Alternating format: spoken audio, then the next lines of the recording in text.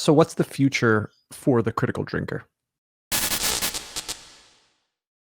More booze, hopefully, and more movies. I mean, this has been kind of a weird year because, obviously there's not been a lot of new films coming out. And so it's forced me and probably a lot of other people to go back to older films and work through a bit of a back catalogue. Hopefully we'll get back to something approaching normal next year. But really, I want to keep plowing on with breaking down what works in movies. I want to get more into the technical aspects of storytelling and character work, and even the process of reviewing things. Like people talk about objectivity and film criticism and stuff. I've got my own thoughts on that.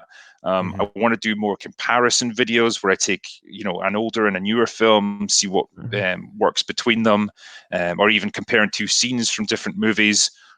Just there's like practically infinite possibilities of things you can talk about with cinema.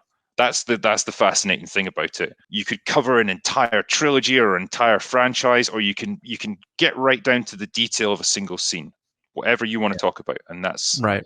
That's the beauty of great part YouTube. of it. Do you see? Are you on any other platforms? Like I know, you have a Twitter, and you mentioned that you only check it like once a day. But are you publishing anywhere else? Like, do you transcribe your videos into blogs, or do you make them as podcasts or anything like that? No, nothing like that.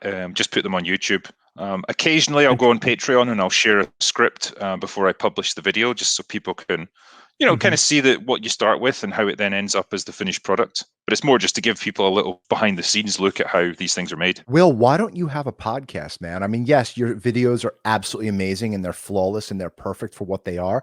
But why don't you pull back the curtain on who the drinker really is? I mean, you're so we named you 5 movies and you gave us critiques that Eric and I could watch them 100 times and not come up with the verbiage that you did. You have unlimited opportunity here, man. Yeah, I mean, I guess, I'll do live streams on YouTube, and so I can bring a guest in or 2 guests or whatever, and we'll talk about certain movies that we really like. And I guess that and creating content for my actual videos, my scripted videos, and managing like Patreon and Subscribestar and writing books and kind of going on social media, all of those things put together, like it's kind of enough to keep me busy at the moment.